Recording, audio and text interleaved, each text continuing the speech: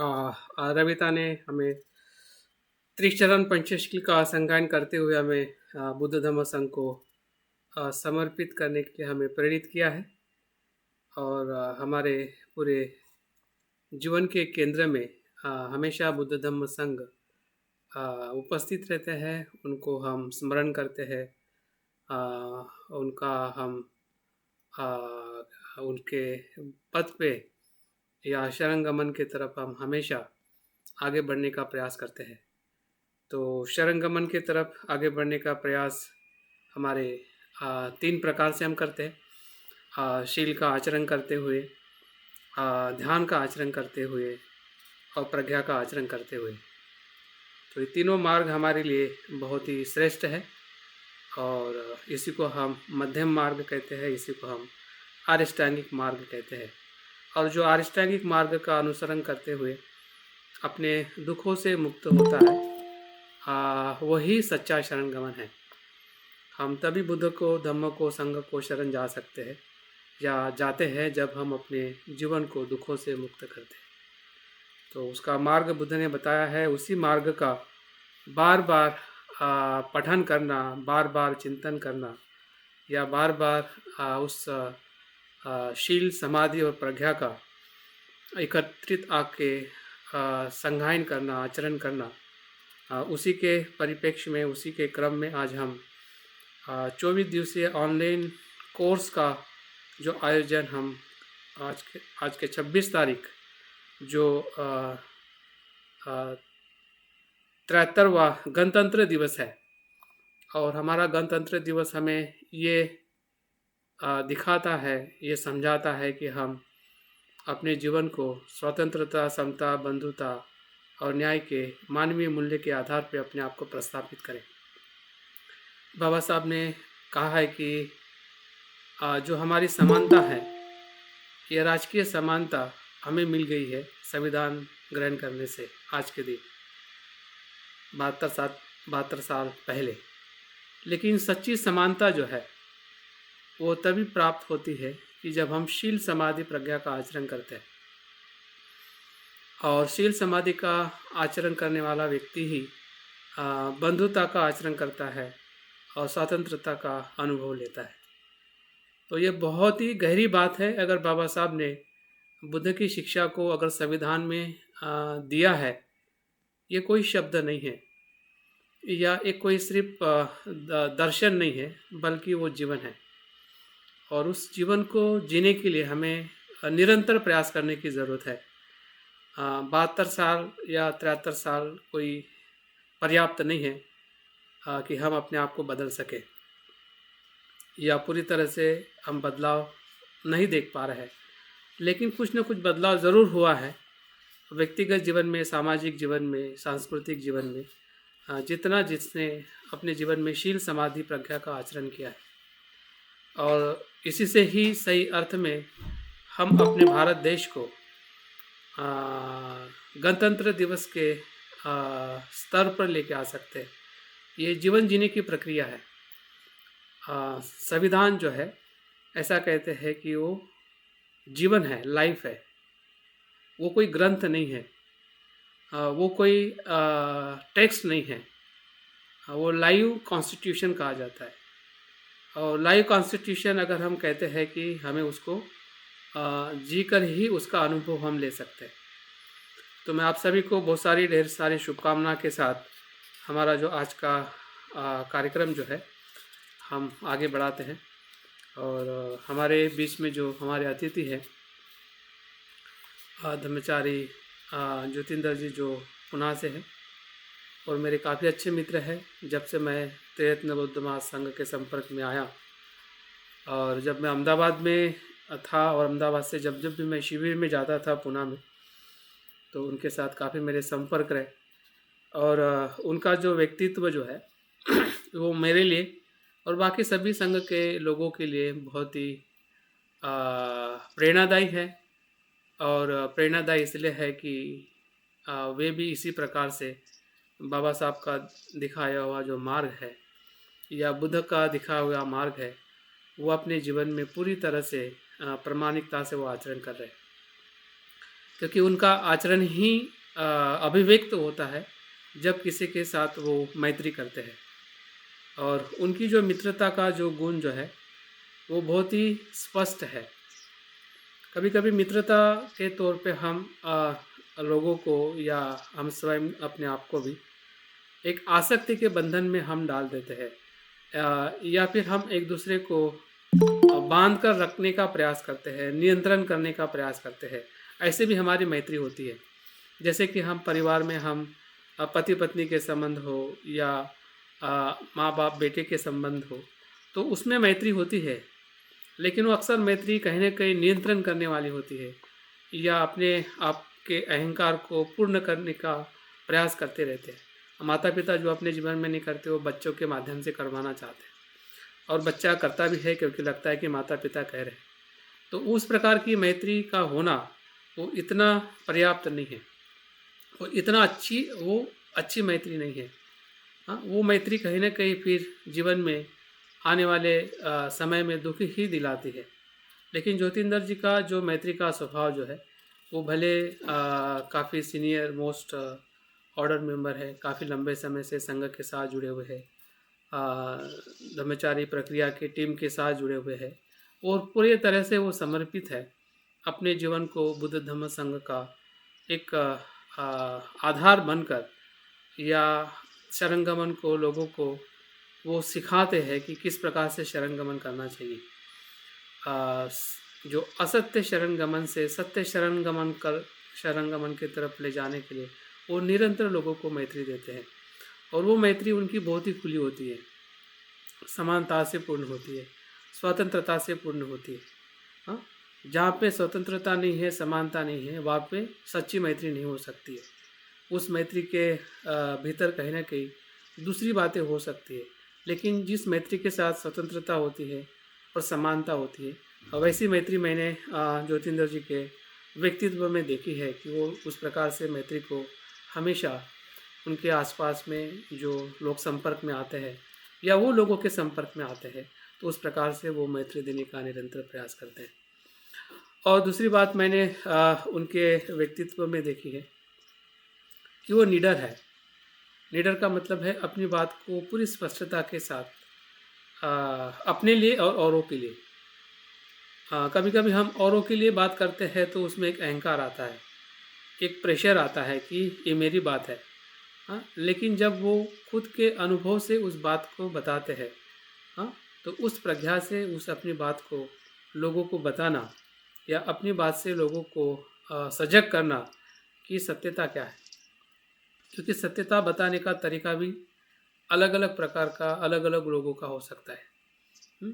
लेकिन ज्योतिंदर जी के व्यक्तित्व में मैंने देखा है कि वो अपनी बात या जो उनका सत्यता का अनुभव है, जिसे हम प्रज्ञा कहते हैं, जिसे हम समझदारी कहते हैं, वो पूरी तरह से अपनी बात को रखने का पूरा प्रयास करते हैं। क्योंकि प्रज्ञा का एक अपना गुण है, अज्ञान को नष्ट करना या मिथ्या धारणा को तोड़ना। और मिथ्या धारणा हमेशा आसपास में होती है, हमारे संबंध में होती है, हमारे मन में होती है, हमारे देखने के तरीके में होती है, कभी कभी हमारे मित्रता में होती है। हाँ?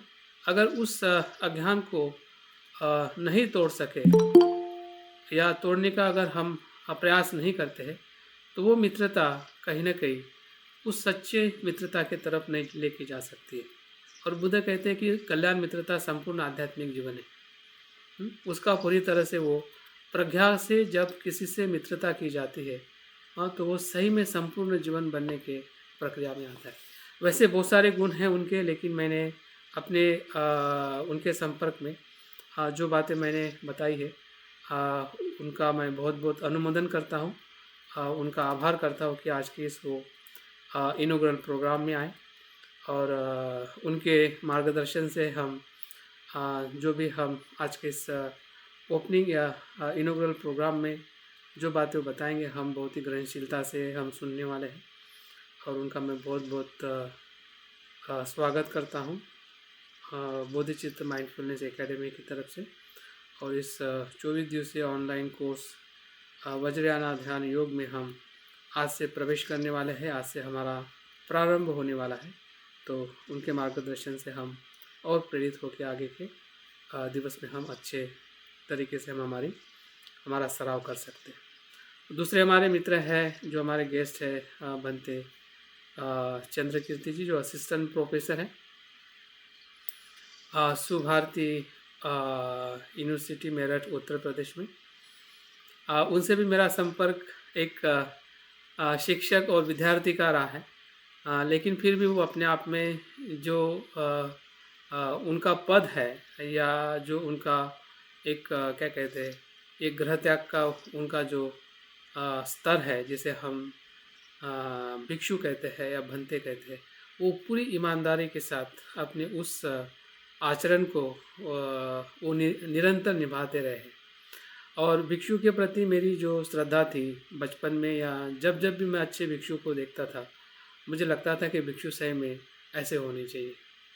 और बुद्ध का भी भिक्षु के प्रति जो आदर देने का जो कारण बताया गया है कि जो शील समाधि प्रज्ञा का आचरण करता है वो ही सच्चे अर्थ में चिवर धारण करने का अधिकारी।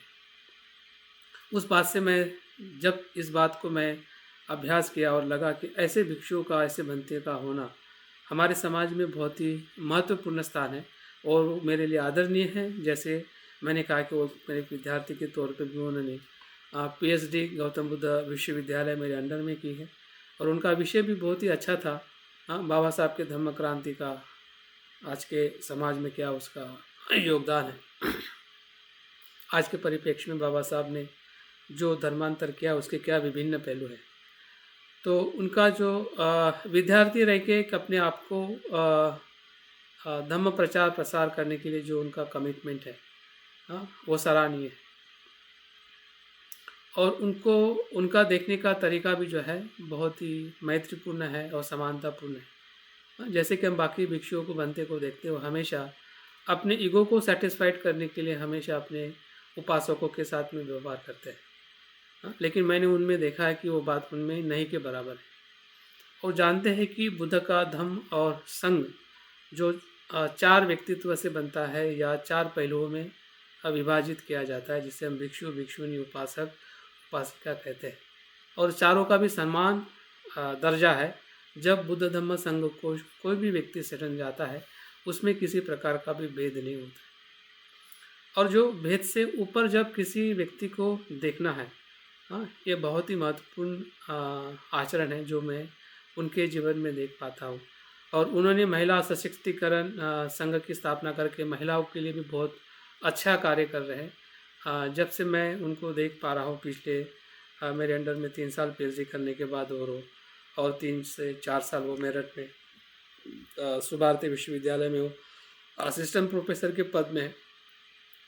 तो उनके हर एक साल में एक कहीं ना कहीं कॉन्फ्रेंस होता है जिसमें महिलाओं को आगे लाकर या महिलाओं को नेतृत्व देके महिलाओं का जो कॉन्फिडेंस है, महिलाओं की जो धम्म के प्रति जो रुचि है वो हमेशा और निरंतर बढ़ाने के लिए प्रयास कर रहे हैं। जैसे बाबा साहब ने कहा कि जो महिलाएं अगर घर की सुशिक्षित होती है या धम्म आचरण करने वाली होती है तो उस घर का परिवार कभी भी दुखी नहीं होता है। और उस बात को मुझे लगता है कि उन्होंने बखूबी से देखा है, समझा है, और इसीलिए वो एक ऐसे संघ की स्थापना उन्होंने करके हर साल में इस प्रकार से जो उनका जो प्रवृत्ति है वो निरंतर करते हैं। लेकिन साल में एक कार्यक्रम करना ही उनके जीवन का लक्ष्य नहीं है। मैंने देखा है कि वर्षावास में उन्होंने पूरे 4 महीने रोज़ सुबह या रात का उनका जो कार्यक्रम रहा है निरंतर रहा है। तो उनका जो कमिटमेंट जो है धम्म के प्रति या महिलाओं के विकास के प्रति, मुझे लगता है कि सही में उन्होंने बुद्ध संघ की जो क्या कहते हैं कि संघ स्थापना करने का जो बुद्ध का उद्देश्य था कि समाज की सेवा करना, और बाबा साहब भी यही चाहते थे कि वो भिक्षु, वो उपासक का कर्तव्य है कि वो बौद्ध बनने के बाद में समाज की सेवा करें। और बौद्ध धर्म का प्रचार प्रसार करना ही मानवता की सेवा है, बाबा साहब के शब्द है। और मानवता की सेवा करने के लिए बौद्ध धर्म के अलावा कोई मार्ग नहीं है। बहुत सारे हम कार्य कर सकते हैं समाज सेवा करने के लिए, लेकिन बौद्ध धर्म का प्रचार प्रसार करना मतलब लोगों को आचरण सिखाना। प्रचार प्रसार करने का मतलब ये नहीं है कि अपनी जो अहंकार को संतुष्ट करना कि मैं कितना काम कर रहा हूँ या मुझे कितने लोग सम्मान देते हैं या मैं कितने लोगों से सम्मानित हो रहा हूँ। हाँ, और मैंने देखा है कि बंते चंद्र कीर्ति जी के साथ जो लोग भी जुड़े हैं या जुड़कर जो कुछ भी कार्य कर रहे हैं वो सही में वो बुद्ध धम्म संघ के आचरण के पहलुओं को या आ, सही में जीवन में कैसे हम सुखी हो या सुख का हम अनुभव करें उस बात को पूरी तरह से बताते हैं। और उनकी जो श्रद्धा है, उनका जो कमिटमेंट है वो काफ़ी स्ट्रॉन्ग है। हुँ? और निरंतर वो कार्यशील रहते हैं। उनका जो वीर्य है, उनका जो लोगों के प्रति जो एक सहजता है कि हर एक लोग के साथ में मिलना, लोगों तक जाना या लोगों को समझ के धम्म बताना, ये उनकी काबिलियत और महत्वपूर्ण गुण है। तो उनका भी मैं इस आज के इनॉग्रल प्रोग्राम में बहुत बहुत स्वागत करता हूँ और अभिनंदन करता हूँ कि वे इस आज के कार्यक्रम में उपस्थित हुए हैं। तो आप सभी का जो हमारे इस कोर्स में जो करीबन मेरे पास में जो लिस्ट मैंने बनाई है या जिसका रजिस्ट्रेशन हुआ है 41 लोगों का रजिस्ट्रेशन हुआ है और शायद 4-5 लोग और जुड़ गए हैं 1-2 दिन में। तो मुझे लगता है 45 लोगों का इस कोर्स में रजिस्ट्रेशन हुआ है लगभग। ये हमारे लिए बहुत ही खुशी की बात है। हो सकता है कि इसमें 45 लोग निरंतर रहेंगे। क्यों रहेंगे उसके 2 कारण हैं। क्योंकि आप लोगों ने विश्वास दिलाया है कि मुझे ये ध्यान साधना को सीखना है, पहली बात। अगर आपका विश्वास ही नहीं होता, अगर आपको श्रद्धा नहीं होती तो शायद आप इस कोर्स में ज्वाइन नहीं करते।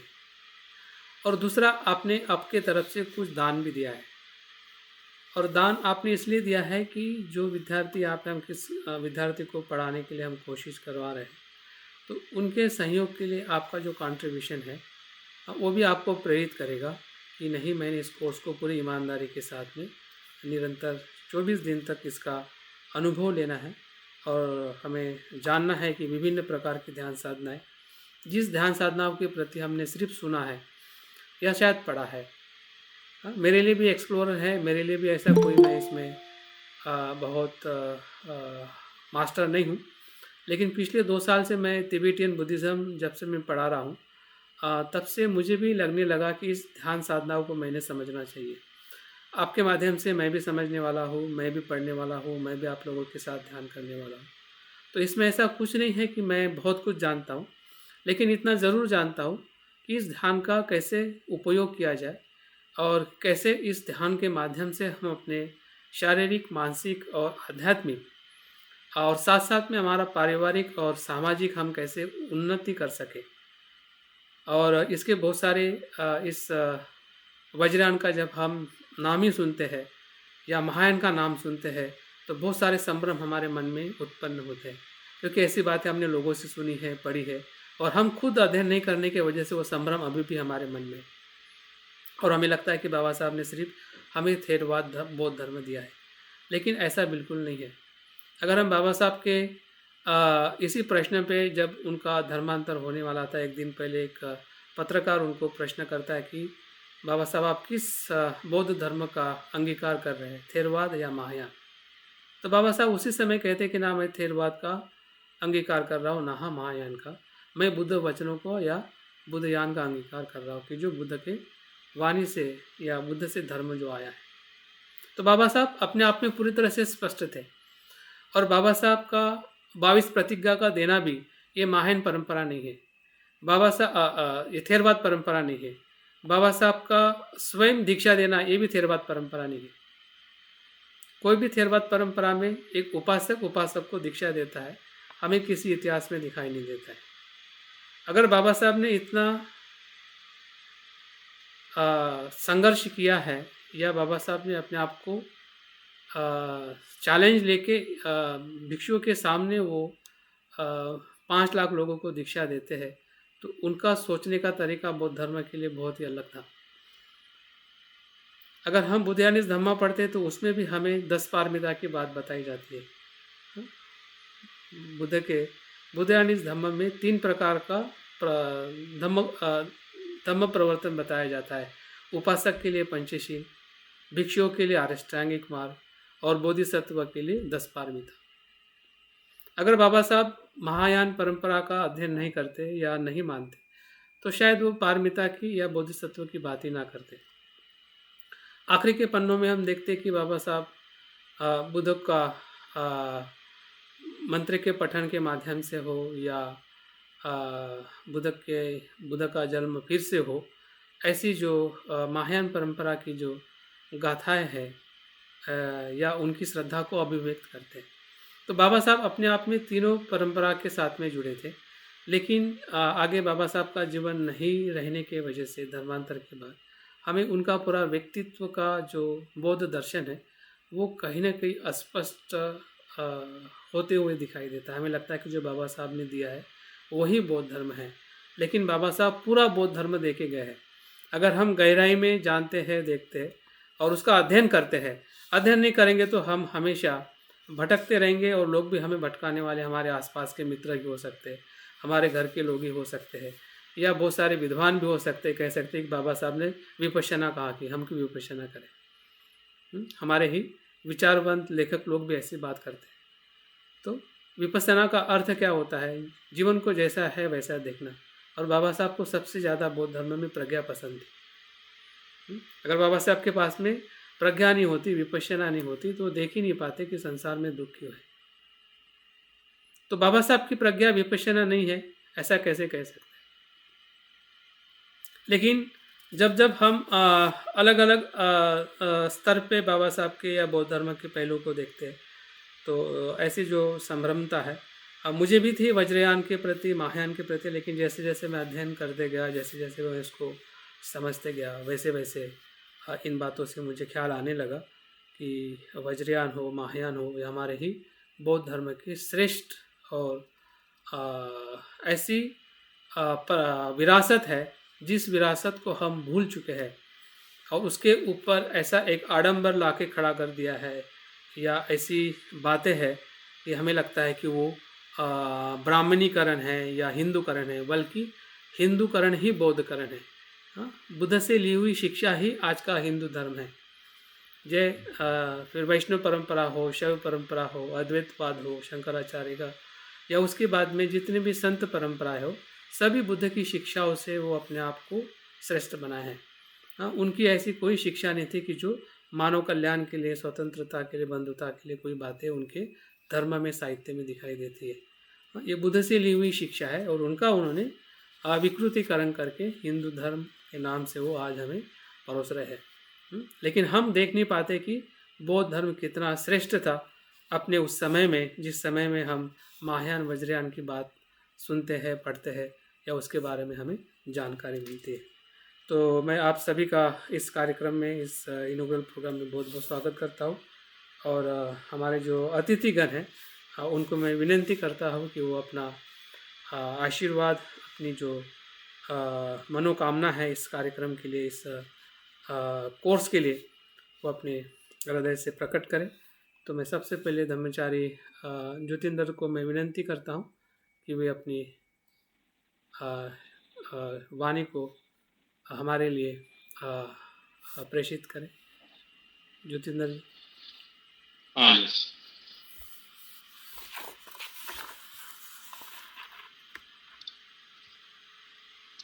तो सभी को जय भीम, नमोदय।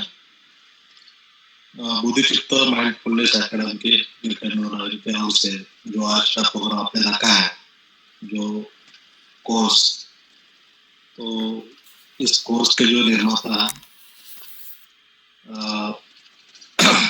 डॉक्टर मनीष मिश्रा, डायरेक्टर भी है, और उनके सहयोगी जो है डॉक्टर दयाना, और आज के जो अतिथि है भारती चंद्र कीर्ति, और आज के जो प्रोग्राम की जो होस्ट है रवि था। सर आपका माइक को सर ऑफ कर लीजिए तो ये डिस्टर्बेंस खत्म हो जाएगा। मनीष मिश्राम जी कर दिया। तो मैं आज के सभी भाई और बहनों को फिर से एक बार जय भीम होता है। आज का जो विषय जो है वज्रयान ध्यान साधना, योग साधना, ये बहुत ही मुझे एक अलग और बहुत ही एक जिज्ञासा निर्माण करने वाला विषय ऐसा मुझे लगा, क्योंकि मैं पहली बार मैं सुन रहा हूँ कि इस तरीके का जो अध्ययन कुछ लोगों को लेकर करना, और ये बहुत ही महत्वपूर्ण बात है, क्योंकि मैं जिस संघ से जुड़ा हूँ, और मैं एक बौद्ध के नाते और बाबा साहब काबिल के नाते क्या है, मुझे एक बताने के लिए मुझे एक अच्छा लग रहा है कि मनीष सर जो है, वैशाल सर, पिछले 2 साल से अलग अलग विषय को लेकर कोर्स के जरिए, शिविर के जरिए जो कुछ अलग अलग विषय को वो प्रस्तुत कर रहे हैं, तो ये बहुत ही सराहना देने वाली बात है। मैं दिल से उनका मैं पुनर्नमन करना चाहता हूँ। अभी जो विषय उन्होंने चुना है, उन्होंने उनके प्रस्ताव में बताया कि वज्रयान जो है उसको लेकर वो उसके ऊपर कुछ अध्ययन लेने वाले, साधना लेने वाले हैं। बाबा साहब के आगे होने के कारण हमारे स्वयं की एक हमने सीमा रखी है, एक बंधन रखा है कि बाबा साहब ने जो कहा है बस उतना ही सोचो, उतना ही विचार करो। लेकिन बाबा साहब ने ये कहा है कि हम पढ़ना चाहिए और जानना चाहिए, तो क्यों नहीं हमें हमारी सोच को जो है खुला रखने के लिए अगर हम प्रयास करते हैं, तो महायान क्या है, वज्रयान क्या है, तंत्रयान क्या है, थेरवाद क्या है, या अगर हम लोग बौद्ध होने के नाते, बाबा साहब होने के नाते अगर गहरा अध्ययन करेंगे हम लोग, तो ये सचमुच हमारे आज की जो वर्तमान स्थिति में जो गलत फहमी इस बुद्धिज्म को लेकर दिखाई देता है, क्योंकि लेखक जो है वो कौन लेखक है उसके ऊपर काफी निर्भर होता है। मैंने बहुत सारी किताब पढ़े हैं वज्रयान को लेकर, बहुत गलत धारणा भी उसमें दिखाई देती है। इसके कारण ये है कि लिखने वाले जो लेखक जो है वो अगर स्वयं अगर बुद्धिस्ट ना हो, प्रैक्टिस करने वाले ना हो, तो देखने का दृष्टिकोण भी गलत हो सकता है। और बनते जैसे और मनुष्य से जैसे लोग अगर आगे आकर एक अपनी सोच रख कर, क्योंकि उनकी खुद की एक प्रैक्टिस है, तो धर्म को देखने का एक जरिया उनका एक विकसित हुआ है, उस दृष्टि से अगर देखते हैं ये हमें क्या चाहिए वर्तमान स्थिति में, हम बुद्ध के आदमी होने का, जैसे कि शुरुआत में बताया कि हम कोई भी प्रोग्राम करते हैं बुद्ध धर्म संघ को नमन करके ही करते हैं, क्योंकि वो त्रिरत्न हमारे बौद्ध के लिए आदर्श होता है। बुद्ध को अलग दृष्टिकोण से लोग इस जगत में देखते हैं लोग, लेकिन यहाँ पे आज मैं उस बात को मैं जिक्र करूंगा कि बुद्ध को भी लोग डॉक्टर कहते हैं, महावैश्य कहते हैं, वैद्य कहते हैं, और आज ये 2 डॉक्टर लोग यहाँ पे हैं, 3 डॉक्टर है। भगवान बुद्ध ऐसे डॉक्टर है कि हजारों साल से आई हुई बीमारी जो है उन्होंने जाना, पहचाना और धर्म के माध्यम से धर्म को दवा मिलकर उनको रखा है। संघ यानी हम सेवक है। तो अगर बुद्ध का अगर सही मायने हम समझेंगे डॉक्टर के दृष्टिकोण से, ये सच में मेरी बीमारी क्या है, मेरी परिवार की बीमारी क्या है, मेरे समाज की बीमारी क्या है, मैं वर्तमान स्थिति में अभी मैं देखता हूँ समाज को सचमुच धर्म की आवश्यकता है, दवाई की आवश्यकता है। तो आधुनिक डॉक्टर हम किससे कहते हैं, बाबा साहब को कहते हैं, और हम उनके अगर शिष्य अनुयायी हैं तो हमें आधुनिक होकर ही एक डॉक्टर के दृष्टिकोण से देखकर हमें हर बीमारी को पहचानना चाहिए और उसको हमें दवा कौन सी लेनी चाहिए, तो ये अध्ययन से हमें पता चले। तो हीनयान हो या महायान हो, वज्रयान हो, उनको मार्ग कहा गया, रास्ता कहा है या पद्धति कहा है, ये बौद्धिक चित्त के और जाने वाले तीनों ये मार्ग है। उसमें जब आप हरियाणा में भी प्रयास करेंगे तो बुद्धि के हो जाएंगे। ऐसा नहीं है कि ईनानी लोग नहीं जाएंगे या महान वाले लोग जाएंगे या वज्रयान तंत्रयान को मानने वाले लोग नहीं जाएंगे।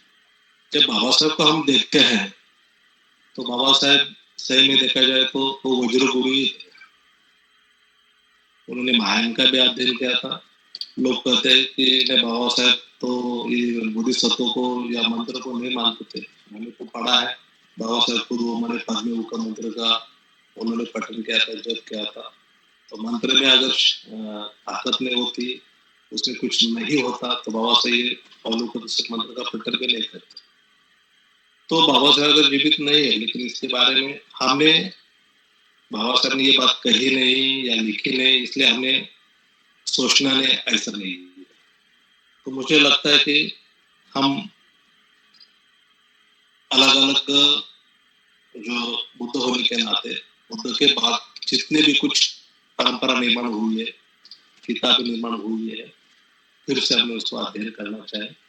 और जो अभी वर्तमान स्थिति में जो लाभदायक है, जो फायदेमंद है, क्यों नहीं हमें लेना चाहिए। तो इसके लिए हमें खुला होना चाहिए। और इसको इकट्ठा लाने के लिए अगर कोई बात है हमें, वो है शरण। हर व्यक्ति बुद्ध को मानता है, धर्म को मानता है, संघ को मानता है। अगर हमारे लिए तीन धर्म आपस में जोड़ने के लिए अगर एक साधन, एक माध्यम है, तो हमारे में कोई भी मतभेद नहीं होगा।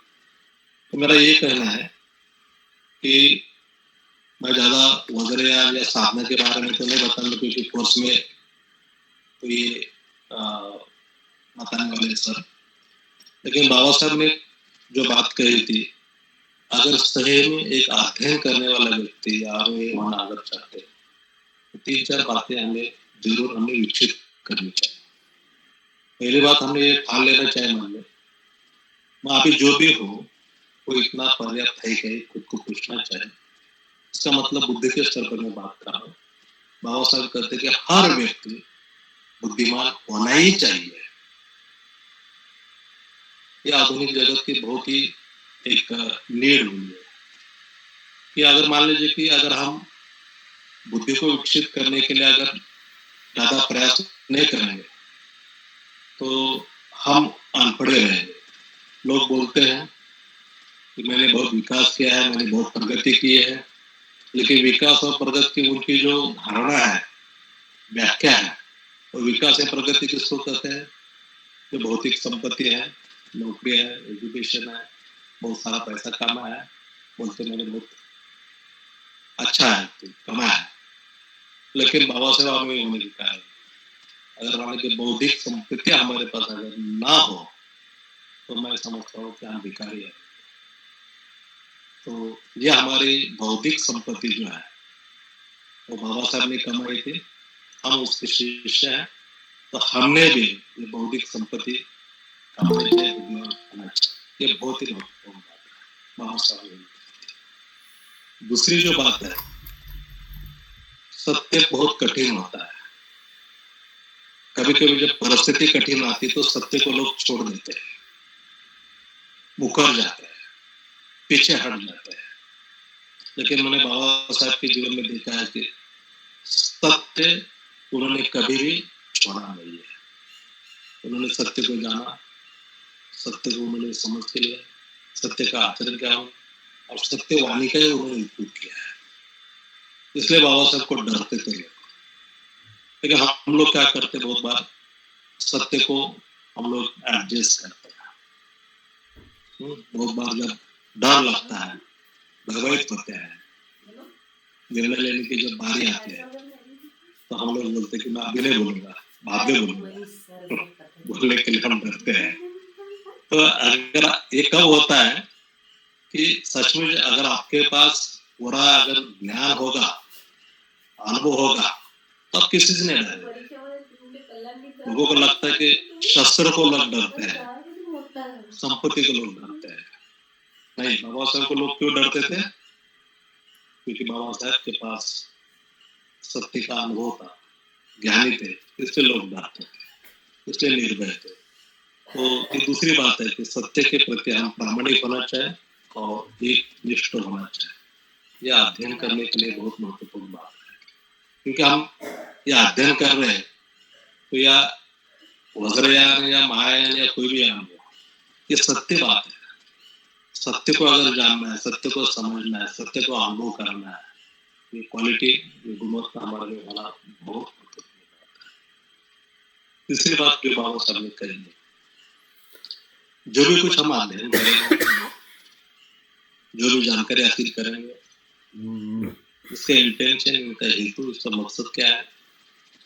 अगर मान लीजिए कि वो स्वयं के लिए अगर आप कर रहे हैं, वो भी ठीक है, लेकिन इतना पर्याप्त नहीं है। जो भी कुछ हम पढ़ेंगे, ज्ञान हासिल कर लेंगे, मेरे समाज के लिए अगर वो लाभदायक हो, करुणा भाव से अगर हम लोगों को मदद करेंगे, ये बहुत अच्छी बात है। इस तरह अभी मैं आपका प्रदान करना चाहता हूँ कि 1,000 रुपए देकर आपने इस कोर्स को ज्वाइन किया, वो सारा पैसा गरीब बच्चों को देंगे, तो आपने ये जिम्मेदारी उठाई है। कोर्स एक माध्यम है, लेकिन इसके जरिए आप सामाजिक कार्य भी कर रहे हैं, करुणा का कार्य भी कर रहे हैं, जो दुखित लोग उसको सहायता भी कर रहे हैं। ये तो वजह है, ये तो धर्म मार्ग है, ये तो आचरण का मार्ग है, ये तो जिम्मेदारी लेने वाले लोग है। तो मुझे यही कहना है कि समाज के प्रति अगर हमारी जिम्मेदारी, इसके प्रति हम सतर्क हो, सजग हो, और अध्ययन करने का यही अगर हम इंटेंशन रखते हैं, थोड़ा विशाल भाव रखता, तो बहुत मेरे लिए और उनके लिए बहुत लाभदायक होने वाली बात। चौथी बात जो है, जो नीतिमत्ता, मैंने ये भी देखा है कि पेट के लोग कभी कभी अनीतिमान हो जाते हैं, होते पापी पेट का सवाल। मैं अभी 4 दिन पहले डॉक्टर के पास गया था, वो आपस में बात कर रहे थे। एक ने पूछा कि भाई आप इतना मेहनत क्यों कर रहे हैं? वो तो पापी पेट का सवाल है, आप दिन पेशेंट को पता। तो बाबा साहब के अगर आप और देखते हैं, तो बाबा साहब कोई पेट के लिए काम नहीं करते,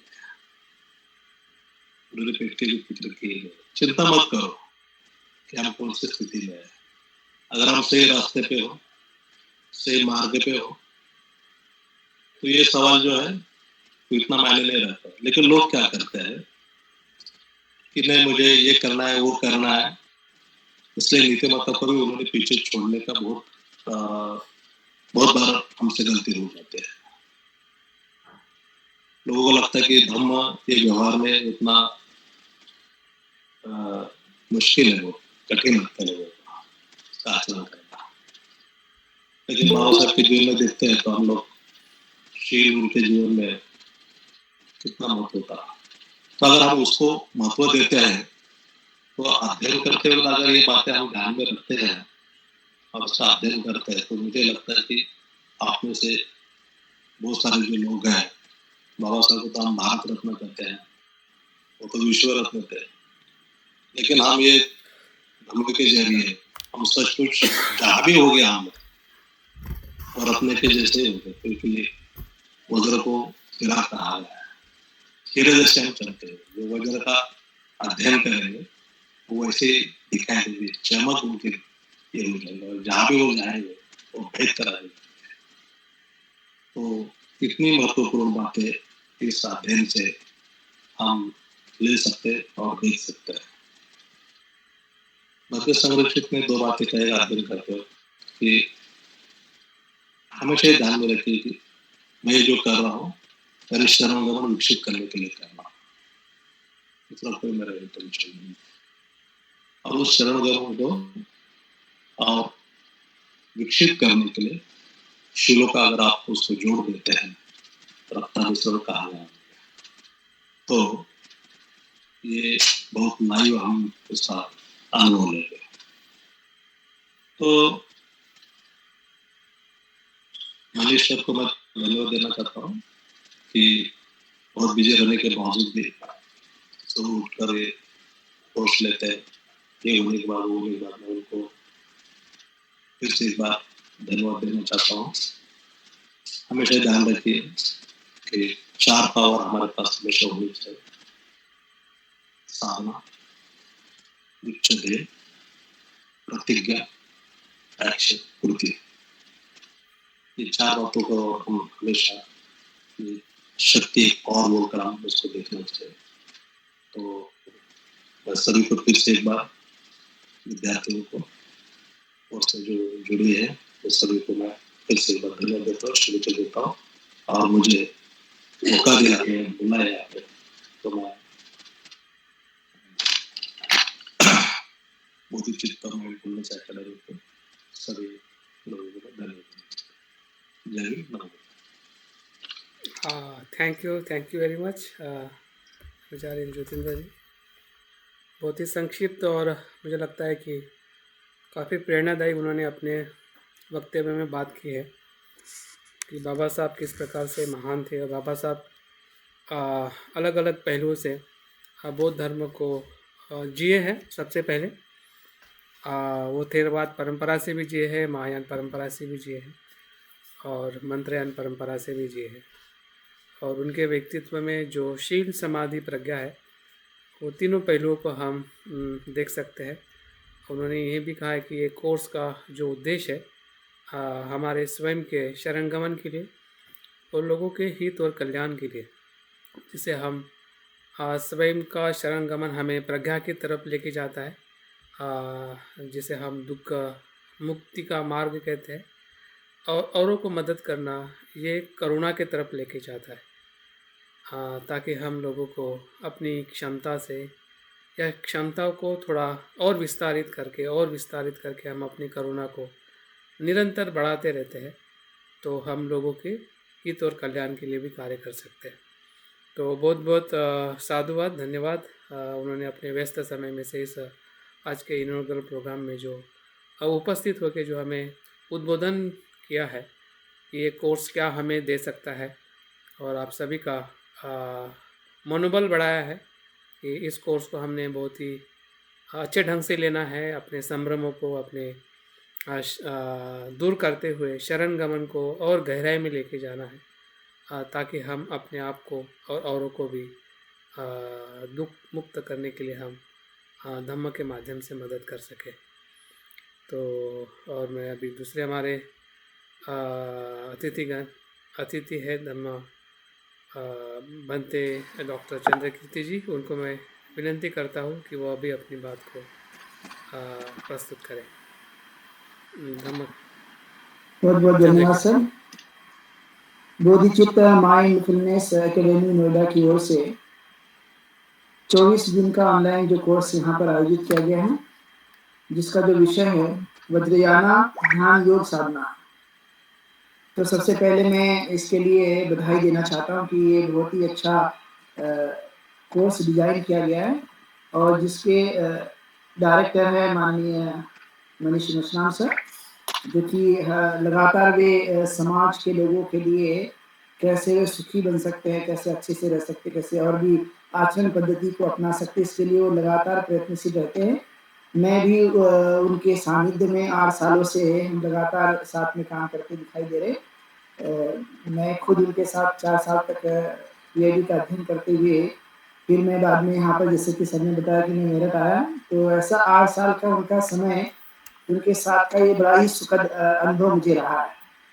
और उन्होंने जो आज कोर्स जो 24 दिन का जो उन्होंने कोर्स दिया, ये बहुत ही जरूरी है, क्योंकि आज के समय के लिए, चाहे वो कोरोना काल हो या बढ़ते हुए समाज की अनेक प्रकार की सामाजिक समस्याएं हो, चाहे व्यक्तिगत समस्या है, दोनों समस्याओं में हमने एक फर्क देखा है कि हर व्यक्ति को सुख की जो चाहत है वो होती रहती है, लेकिन फिर भी आपने देखा हो कि अनेक प्रकार की समस्या कभी भी बनी हुई है। 2500 साल पहले तथागत गौतम बुद्ध ने इस प्रकार की समस्याओं को दूर करने के लिए धर्म का मार्ग खोल दिया। तो वो जितना पुराना है उतना ही हमें लगता है कि अभी भी नया ही है। और जब हम आधुनिक भारत में बात करते हैं डॉक्टर बाबा साहब अम्बेडकर की, तो जब हमने उनकी 22 प्रतिज्ञा को अध्ययन किया, तो 22 प्रतिज्ञा में हमने देखा कि उन्होंने ये साफ साफ शब्दों में एक प्रतिज्ञा में लिखा है कि मैं अष्टांगिक मार्ग का पालन करूंगा।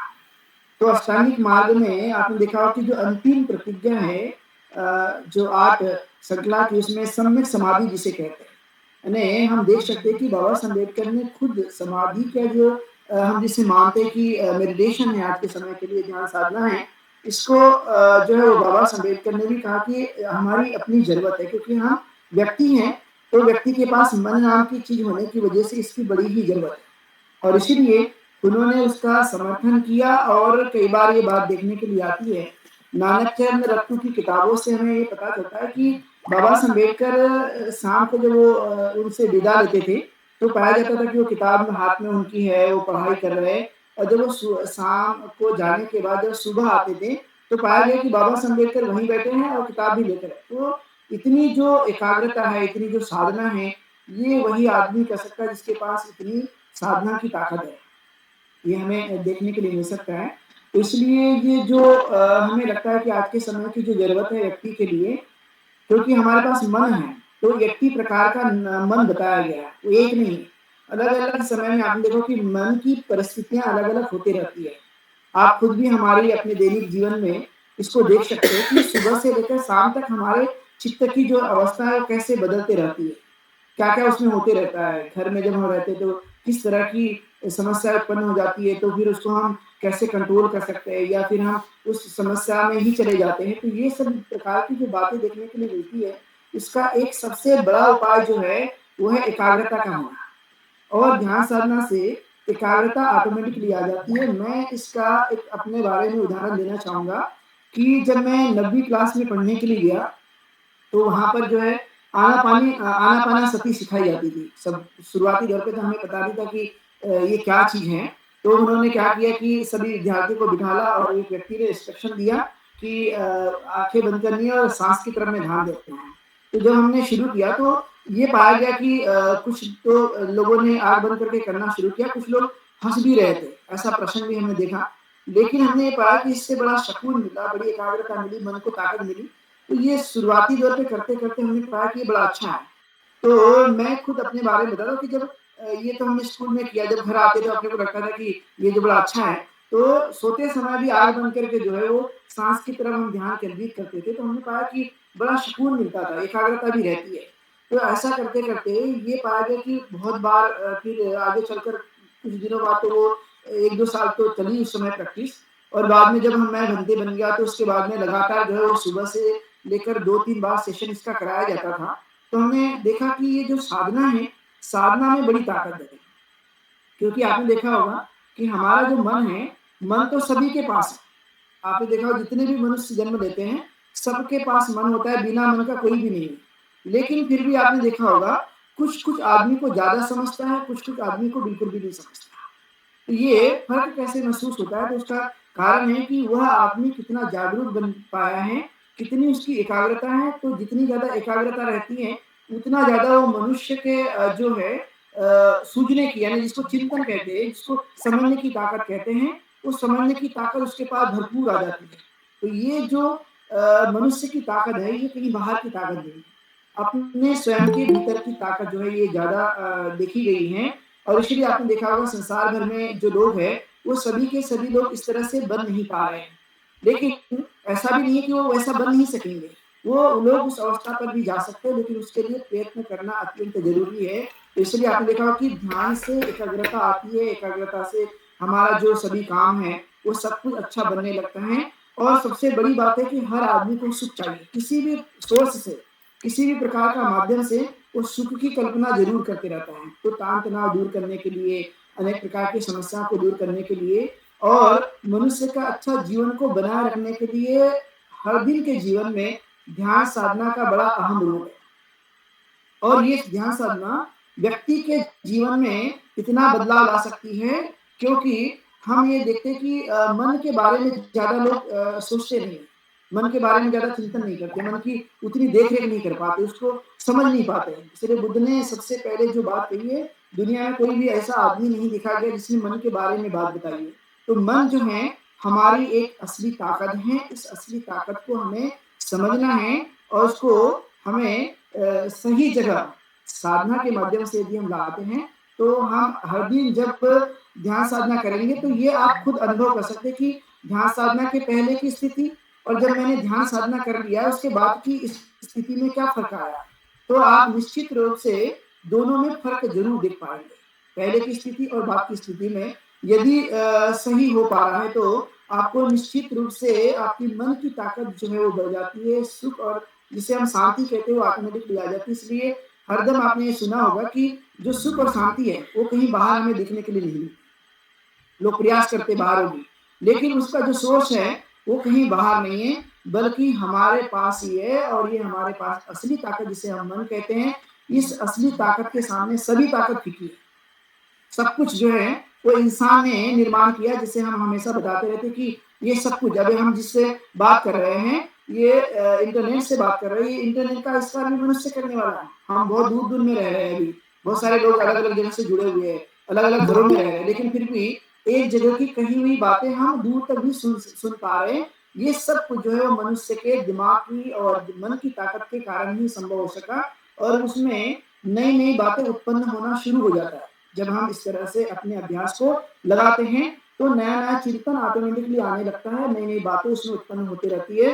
तो ये जो सोर्स ऑफ क्रिएशन जिसे कहते हैं, जो क्रिएटिव जो हमारा माइंड बनते रहता है, नई-नई चीज़ें हम लोग खोज पाते हैं, तो ये सिर्फ़ जो है इन चीज़ों के करने के कारण ही उत्पन्न हो जाता है। इसलिए आपने देखा होगा एक अद्भुत बात कही जाती है कि संसार में जो सामान्य जन है, वो शून्य दशमलव समथिंग मिनट का इस्तेमाल कर पाता है। लेकिन जो साइंटिस्ट है, जैसे बुद्ध हुए, तो बुद्ध ने अपने मन का बड़ा भरपूर उपयोग कर लिया और ऐसे बहुत सारे जो लोग हैं, वो लगातार अपने मन का उपयोग करते रहते हैं, तो उससे उनके काम को भी बढ़ोतरी मिलती है और बहुत सारा जो समस्या है दिनों-दिन जो बढ़ती रहती है, तो वो बिल्कुल भी उनके दिमाग में नहीं रहती और जब मन अच्छा होता है, तो आपने देखा हो कि हमारे किसी भी कठिन कार्य को सरल बनाना बड़ा आसान हो जाता है। बिल्कुल भी। कोई भी बड़ी से बड़ी कठिनाई हो, लेकिन ऐसे जब हमारा अभ्यास रहता है इन सब ध्यान साधना में, तो आपने देखा कि कठिन से कठिन समस्या को हम भी बड़ी आसानी तरीके से हम उसको कर सकते हैं। ये अत्यंत ज़रूरी है। तो जब एक मैं आपको बात बताता हूँ बुद्ध के काल की कि एक बार बुद्ध के पास जो है व्यक्ति आते हैं और व्यक्ति आने के बाद में बुद्ध से कहते हैं कि मनुष्य क्या है? तो मनुष्य क्या है जब उनसे पूछा गया तो उन्होंने कहा देखिए मैं आपको बाद में बताऊँगा। लेकिन उन्होंने उसको एक पत्थर दिया और पत्थर देने के बाद कहा कि इसको जो है मार्केट में जाइए और इसकी कीमत पूछ कर आइए। बेचना नहीं है इस पत्थर को, लेकिन इसकी कीमत पूछ कर आनी है। तो देखा गया कि उन्होंने जो है पहले एक उसको जैसे वो बेचने के लिए गया, तो पाया गया कि उसके उसको जो है वो एक सब्जी वाला मिल गया। तो जैसे सब्जी वाला मिल गया, तो उसको पूछा कि ये पत्थर की कीमत कितनी होगी? तो उसने कहा कि मैं जो है 1 किलो तुझे सब्जी दे सकता हूँ, बस इतना ही मेरे पास है। तो उन्होंने कहा मुझे बेचना नहीं, मुझे सिर्फ़ कीमत जाननी थी। फिर वो जो है वो सामने और भी बढ़ता है, तो बढ़ने के बाद पाया गया कि उसको जो है एक बर्तन वाला मिल जाता है, बर्तन की दुकान वाला, तो उसके पास जाता है कि ये पत्थर की कीमत कितनी है? तो उन्होंने कहा कि मैं आपको 1 किलो बर्तन दे सकता हूँ, स्टील का। तो उन्होंने कहा जी ठीक है, मुझे बेचना नहीं है, सिर्फ़ मुझे पता करना था कि इसकी कीमत कितनी है। फिर वो आगे बढ़ता है, तो आगे बढ़ने के बाद में उसने देखा कि फिर ब चाँदी के दुकान से मिल जाती है। फिर दूसरी दुकान में जाकर पूछता है कि इसकी कीमत क्या है? तो उन्होंने कहा भाई मैं 1 किलो चाँदी तुझे दे दूँगा, बस मैं इतना ही दे सकता हूँ। फिर वो आगे बढ़ते हैं, तो आगे बढ़ने के बाद में फिर उसे सोने की दुकान मिलती है। तो सोने की दुकान वाला के पास जाता है कि इस पत्थर की कीमत कितनी होगी? तो उन्होंने कहा मैं 1 किलो सोना तुम्हें दे सकता हूँ। तो उन्होंने कहा भई मुझे बेचना नहीं, सिर्फ़ कीमत जाननी थी। फिर ऐसे करते-करते वो पहुँच जाता है एक डायमंड की दुकान पे, हीरे की दुकान। तो उन्होंने कहा उस पत्थर को इसकी कीमत क्या होगी? तो उस पत्थर को देखने के बाद उस हीरे की दुकान वाले ने कहा कि मैं पूरा जो मेरे दुकान का जितना भी वो हीरा होगा, मैं पूरा हीरा तुझे देने के लिए तैयार हूँ। तो उन्होंने कहा कि जी मुझे बेचना नहीं है, सिर्फ़ मुझे जानना था कि इसकी कीमत कितनी है। तो फिर वो आदमी समझ जाता है कि है एक ही पत्थर, लेकिन हर आदमी के पास इसकी अलग-अलग प्रकार की कीमत है। हर आदमी के पास गया, जिसके पास जो-जो चीज़ें थी उसने समझा कि ये अलग-अलग कीमत का है, तो समझ गया कि आदमी भी ऐसा ही है। तो आप देखेंगे कि आदमी की जो परख है वो बहुत कम लोग जो है वो उसका वैल्यू ऐसा समझ पाते हैं। लेकिन हमें ये समझना है कि मनुष्य बड़ा कीमती है, मनुष्य बड़ा इसका जो जीवन है बड़ा कीमती है, अमूल्य है। तो अमूल्य तब समझ में आएगा जब वो उस हीरे वाले के पास गया, जी मैं इस पत्थर की कीमत में तुझे पूरी दे दूँगा। लेकिन जब सब्जी वाले के पास गया तो ये 1 किलो सब्जी दे पाऊँगा। तो ऐसा ही मनुष्य का जीवन सभी लोगों को समझ में आता है। तो कहने का तात्पर्य है कि अपनी क्षमताओं को बढ़ाने के लिए, अपने सुख को और भी हासिल करने के लिए, अपनी शांति को बनाए रखने के लिए, अपने घर की समृद्धि के लिए, अपने परिवार में सुख प्राप्त करने के लिए जिन चीज़ों को अमल में लाना अत्यंत ज़रूरी है। लेकिन ये सुनने में जितनी हमें सरल लगती है, उतना सरल भी नहीं है। जब तक उसको हम व्यवहार में नहीं लाएँगे, तो व्यवहार में जब तक नहीं लाते हैं, तब तक जो है वो परिवर्तन देखने के लिए नहीं मिलता। तो कहना और करना, ये दोनों अलग-अलग बातें हैं, इसलिए कहने के बाद में उसको यदि इम्प्लीमेंट करते हैं, तो उसका बड़ा अद्भुत फ़ायदा होते नज़र आता है। मैं खुद इसको अभ्यास करने के बाद में मैं इस निष्कर्ष पे पहुँचा हूँ कि इसके अंदर में बड़ी अद्भुत ताकत छिपी हुई है। जो भी आदमी इसको अभ्यास में करना शुरू करेगा, तो उसका मानसिक और शारीरिक और कई तरह के जो कुछ भी फ़ायदे हैं, मनुष्य को होने की पूरी-पूरी संभावना होती रहती है, बशर्ते उसके अंदर में संभ्रम निर्माण नहीं होना। कभी-कभी डाउट उत्पन्न हो जाता है, कभी-कभी संभ्रम उत्पन्न हो जाता है। तो यदि कोई डाउट उत्पन्न हो गया, तो जो जानकार टीचर हैं, जो इसके बारे में जानते हैं, उनको हम यदि बताते हैं, तो वो कोई न कोई हमें सलाह दे सकते हैं। कभी भी इंसान ने ये नहीं सोचना है कि यदि मुझे नहीं समझा, तो मैं उससे नहीं पूछूँगा। पूछने से आदमी और भी बड़ा हो जाता है, अपनी गलतियों को सुधार सकता है। इसलिए मुझे लगता है कि ये 24 दिन का जो सर ने ये जो निर्माण किया हुआ है, जो सिलेबस डिज़ाइन किया हुआ है, ये बहुत ही फ़ायदेमंद होगा। जो लोग इस कोर्स को अटेंड करेंगे, निश्चित रूप से जो थ्योरेटिकल और जो प्रैक्टिकल रूप है, वो उसको मानने के बाद में काफ़ी कुछ फ़ायदे हो सकते हैं, क्योंकि इंसान के जीवन के लिए ज्ञान की बड़ी कीमत है। ज्ञान ऐसे ही मनुष्य को प्राप्त नहीं होता, ज्ञान की बड़ी कीमत है, इसलिए हमें इन चीज़ों को समझना और जीवन काल में उतारने की कोशिश करना। तो मैं इस आज इनॉग्रल इस प्रोग्राम में मैं एक बार पुनः बधाई देते हुए आप सभी लोगों ने मुझे सुना, और मैंने जो अपने व्यक्तिगत जो अनुभव हैं, वो आपको मैंने बताने की कोशिश की। तो बहुत-बहुत धन्यवाद। और आज रिपब्लिक डे, गणतंत्र दिवस, जो हमारे लिए बहुत ही महत्वपूर्ण है, क्योंकि असली आज़ादी तो हमें आज के दिन ही मिली है। यदि ये गणतंत्र लागू नहीं होता, संविधान लागू नहीं होता, तो हमारी आज़ादी बिल्कुल भी नहीं हो सकती थी, क्योंकि बाबा साहब अम्बेडकर ने खुद कहा था कि जो हमें आज़ादी अंग्रेज़ों से मिली है, ये ऊँची जातियों के लिए है। लेकिन सच्ची आज़ादी हमें भारतीय संविधान लागू होने के बाद में जो हमें हक अधिकार मिले, वही हमारे लिए सच्ची आज़ादी है। लेकिन इस आज़ादी को और भी बरकरार रखना है, तो ऐसे शुभ अवसर पर इस जो 24 दिन का ध्यान साधना का जो अभ्यास क्रम चलाया जा रहा है, तो आज का इसका इनॉग्रल प्रोग्राम बहुत ही अच्छे दिन के अवसर पे है, तो मैं पुनः बधाई देता हूँ और यहीं पर रुकता हूँ। बहुत शुभ मंगल। हाँ, थैंक यू बनते चंद्रकीर्ति जी। काफ़ी अच्छी तरह से उन्होंने आज के इस इनॉग्रल प्रोग्राम में उन्होंने हमें बहुत शुभकामनाएं दी है। अपने अनुभव से उन्होंने ये बताने का प्रयास किया है कि आनापानसति से उनका संपर्क कैसे आया, और भिक्षु बनने के बाद कैसे वो निरंतर ध्यान साधना में आगे बढ़ते गए, और भिक्षु होने के साथ साथ में उन्होंने अपना एकेडमिक जो उनका रुचि थी, उन्होंने एमए पाली किया है, अम्बेडकर थॉट्स में उनका एमए हुआ है, और पीएचडी बुद्धिज़्म में की है। तो उनका जो अध्ययन करने का जो एक कहते हैं कि विविधता जो है, वो कहीं ना कहीं इस ध्यान के अनुभव से ही उनको समझ में आई होगी। और निरंतर वो पढ़ते रहते हैं और लोगों को भी धम्म को पढ़ाने के लिए निरंतर प्रयास करते रहते हैं। और उन्होंने जो अनुभव बताया है कि एक पत्थर की कीमत क्या होती है, तो वो सभी व्यक्ति परिप्रेक्ष्य है। बुद्ध के पास में कोई जाएगा तो बुद्ध बताएगा कि तुम बुद्ध बन सकते हैं, और कोई डाकू के पास जाएगा तो बोलेगा कि तुम डाकू बन सकते हैं।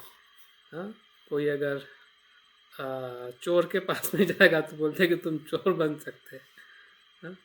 और ब्राह्मण के पास में जाएगा तो बोले कि तुम कुछ नहीं बन सकते। लेकिन बुद्ध कहते हैं कि जो भी जाएगा बुद्ध के पास, तो बुद्ध सोना है, डायमंड है, वो हाथ लगाएगा और सभी को वो बुद्ध बनाने का मार्ग बताएगा। तो सही में ये स्टोरी मतलब हमारे लिए बहुत ही आज के इस प्रसंग में बहुत ही महत्वपूर्ण है, क्योंकि हम वज्रयान ध्यान योग साधना का कोर्स आज से हमने शुरू कर दिया है। भले रात है, लेकिन रात नया दिन लेके आने वाला है।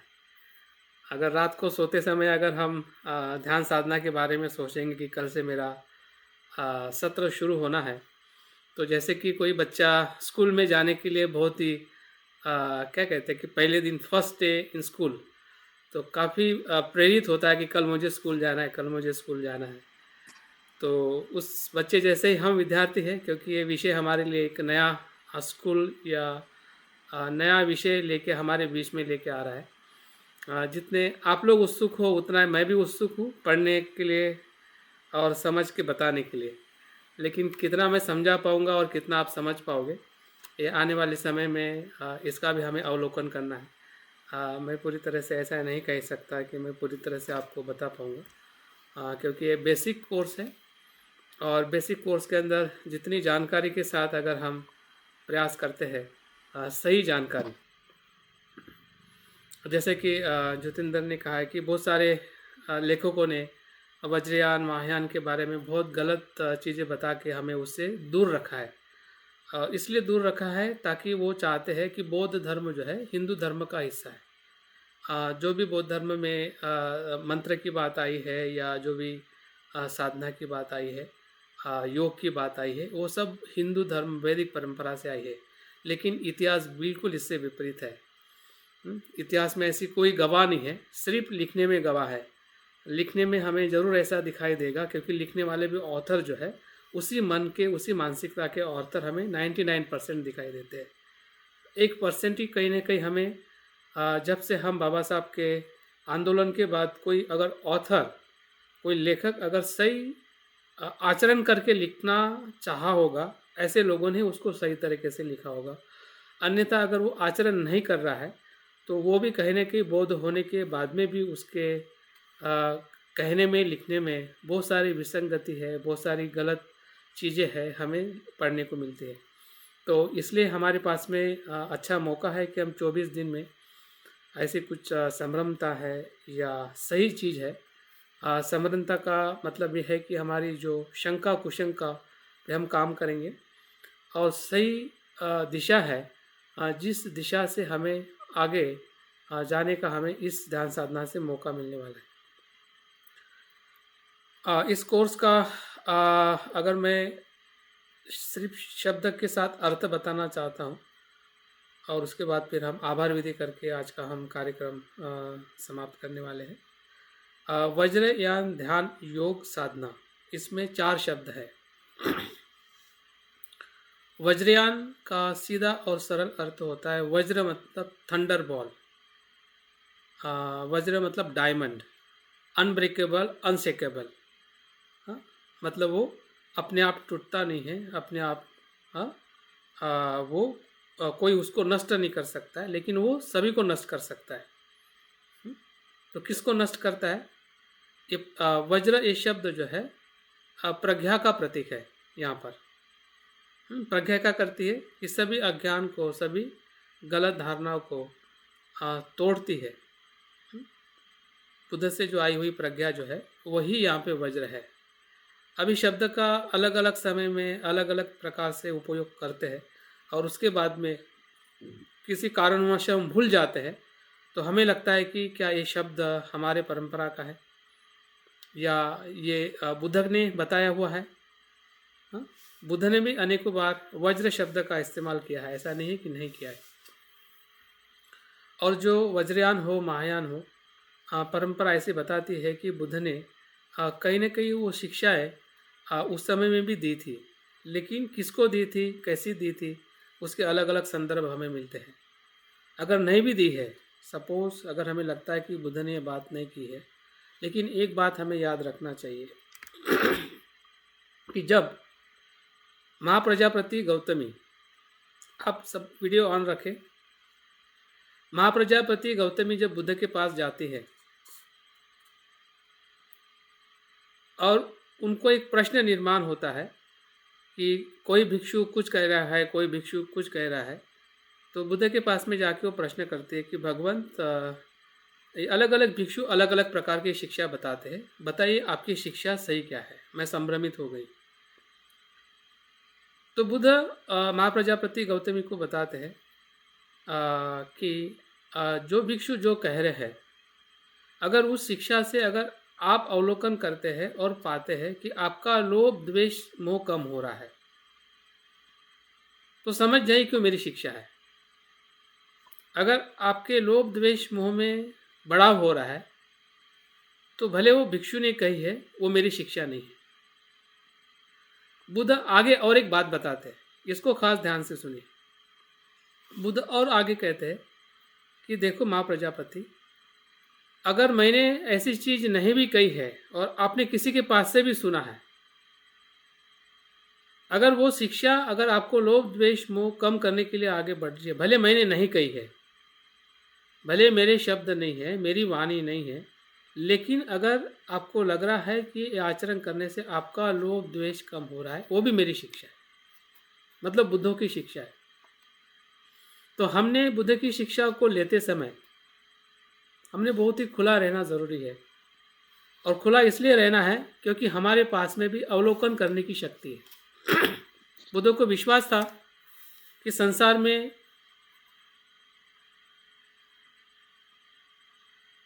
में हर एक मनुष्य जो है स्वयं के चिंतन से देखेगा और समझेगा, क्योंकि बुद्ध जानते थे, हाँ, आनंद को वो बताते हैं कि हर एक व्यक्ति बुद्धत्व को प्राप्त कर सकता है, बुद्ध जानते थे। तो आनंद बुद्ध को पूछते हैं कि भगवंत, हम जिस गांव में रह रहे हैं, तो इस गांव के सभी लोग बुद्ध क्यों नहीं बने? ये स्वाभाविक प्रश्न है। तो बुद्ध आनंद को कहते हैं कि मेरा कहने का मतलब क्या है, आप खुद अवलोकन करो और आप गांव में जाके पूछ के आओ कि इंसान क्या चाहता है। तो आनंद सुबह जाकर हर एक इंसान के पास में जाके उसको पूछता है कि भाई तुझे तेरे जीवन में क्या चाहिए। तो कोई कहता है कि धन चाहिए, कोई कहता है पुत्र चाहिए, कोई कहता है संपत्ति चाहिए, कोई कहता है पद चाहिए, कोई कहता है कुछ चाहिए। और सब पूछ के वो शाम को बुद्ध के पास में आता है और बुद्ध को कहते हैं कि भगवंत, यहाँ इस गांव के कोई भी इंसान बुद्ध होने की इच्छा नहीं रखते। तब बुद्ध आनंद को कहते हैं कि आनंद, मेरा कहने का मतलब यह है कि हर एक इंसान बुद्ध हो सकता है, लेकिन जब वो चाहता है तब। चाहने का मतलब है धम्मचंद, चाहने का मतलब है श्रद्धा, चाहने का मतलब है शरणगमन। और वही वज्रयान है, बुद्धयान ही वज्रयान है। वज्रयान ने इसी बात को बताया है कि हम सभी का स्वभाव जो है बुद्ध स्वभाव है, क्योंकि बुद्ध ने वही कहा है। तो वज्रयान हमारे से अलग कैसे हो सकता है? बुद्ध ने कहा कि हर इंसान बुद्ध हो सकता है, और वज्रयान भी यही साधना बताता है कि किस प्रकार से मैं बुद्ध हूँ, या मैं बुद्ध हूँ मैं कैसे देख सकता हूँ। कैसे देख सकता हूँ? 3 बातों से देख सकता हूँ, ध्यान, योग और साधना से। तो ध्यान क्या है? एक जागरूक प्रक्रिया है जो हम आनापानासति करते हैं, जिसमें हम रूप ध्यान है, अरूप ध्यान है, या उपचार समाधि है, या अर्पणा समाधि तक हम पहुँचते हैं, वो ध्यान है। उपचार समाधि का मतलब 5 न्यूरॉनों को हम शांत करते हैं, आनापानसति से हो, मैत्री भावना से हो। तो जैसे हमारे 5 न्यूरॉन शांत होते हैं तो हम ध्यान के भीतर आते हैं। ये पहली प्राथमिकता है, हाँ, कि हम शील का आचरण करते हुए जब न्यूरॉनों को कम करते हैं, शांत करते हैं, तो हम बुद्ध के समीप आ जाते हैं। क्योंकि बुद्ध ने भी 5 न्यूरॉनों को शांत करते करते मार्ग पर विजय प्राप्त करके वो बुद्धत्व प्राप्त किए। उनका मार्ग कुछ अलग नहीं था, वही मार्ग हमें भी अनुसरण करना है, हाँ, जो बुद्ध ने स्वयं किया था। योग का मतलब है कि हमारा जो अजागरूक मन है और जागरूक मन है, जैसे हम मन से शांत होते हैं वो हमारा जागरूक मन है, और जागरूक मन जब अजागरूक मन से एक रूप होता है उसको ही योग कहते हैं। एकीकरण जिसे हम कहते हैं। जैसे हमारा मन शांत होता है वैसे ही हम हमारी जो अजागृत मन की शक्ति है, हाँ, उसके भीतर जाकर उसको जागरूक करने की प्रक्रिया में हम अपने आप को समर्पित करते हैं, तो वो योग है। और साधना ये है कि हम वैसे हो जाते हैं, प्राप्त हो जाता है, हम बन जाते हैं। क्या बन जाते हैं? हम बुद्ध बन जाते हैं। अब ये प्रक्रिया बहुत लंबी है, लेकिन इस लंबी प्रक्रिया को कैसे हमने वज्रयान के अलग अलग ध्यान माध्यम से हम कुछ क्षण के लिए क्यों ना हो या कुछ समय के लिए क्यों ना हो, अगर हम अनुभव करते हैं तो हमारा जो विश्वास जो है या हमारी श्रद्धा जो है और प्रबल हो सकती है कि मैं बुद्ध हो सकता हूँ। आज हम बुद्ध हो सकते हैं, ये किसी की सुनी हुई बात पे विश्वास रख के हम बुद्ध हो सकते हैं ऐसा हमें लगता है। बाबा साहब पे विश्वास रख के हमें लगता है कि मैं बौद्ध हूँ,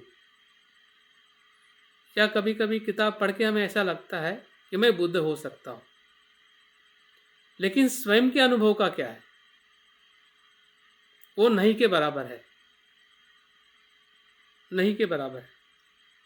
तो मुझे लगता है कि इस वज्रयान ध्यान योग साधना से हमें ऐसे अनुभव हम लेने का प्रयास करेंगे कि 45 मिनट के भीतर क्यों ना हम कम से कम 5 मिनट का भी अगर हमें ऐसा अनुभव आने लगे तो 5 मिनट हमारे लिए फिर धीरे धीरे 10 मिनट हो सकते हैं। और वो उसका जो विकास जो है वो हमें अपने जीवन में जो हम व्यवहारिक जीवन जीते हैं, क्योंकि हमें बुद्ध होके आकाश में नहीं उड़ना है, बुद्ध होके हमें संसार में आना है, और उसी को कहते करुणा, है ना। जैसे बुद्ध गया में बुद्धत्व प्राप्त करने के बाद में वो सारनाथ में आए, संसार में आए, वापस आए, है ना। 5 लोगों को उन्होंने अपनी बात को अनुभव दिलाया और पूरे संसार को उन्होंने दुख मुक्ति का मार्ग दिखाया। तो हमें बुद्ध के पास जाना है या बुद्ध का अनुभव लेना है कि मैं बुद्ध हूँ और मेरा स्वभाव बुद्धमय है, और उस स्वभाव से हमें फिर से अपने जीवन की प्रक्रिया में आना है, जो हम जीवन सुबह से लेके सोने तक हमारी जो कर्म है उसमें हमें करुणा से कार्य करना है। तो वज्र का मतलब ही है कि प्रज्ञा और करुणा का अनुभव करते हुए हमें अपने व्यक्तित्व को, हमारे आचरण और व्यवहार को हमें देखना है। और उसी में ही बाबा साहब की धम्म क्रांति है। अगर बाबा साहब कहते हैं कि धम्म का प्रचार प्रसार ही मानवता की सेवा है, तो प्रचार प्रसार तभी होता है कि जब हम स्वयं आचरण करके लोगों को धम्म बताते हैं।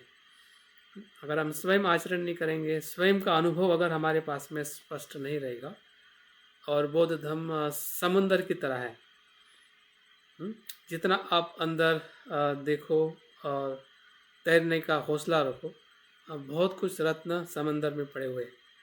तो बाबा साहब ने जो हमें रत्न दिए हैं, उस रत्न के भीतर भी धम्म जो है अपने आप में विशाल है। तो उसके विभिन्न पहलुओं को हमें समझने का इस 24 दिवस के प्रोग्राम में हमें मौका मिलने वाला है।